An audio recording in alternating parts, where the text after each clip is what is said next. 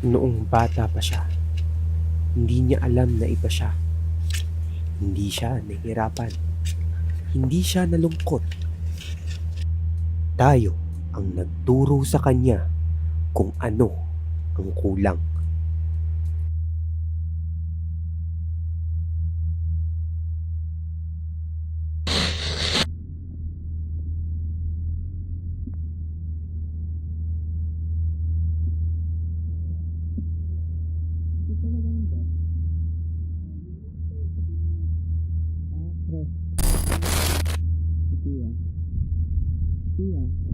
Sofia! Kailan ba maitanong ako? Nagbasa kasi ako kagabi tungkol sa hearing loss. May mga group pala, mga community. Alam ko. Sila na-try? Hindi. Bakit?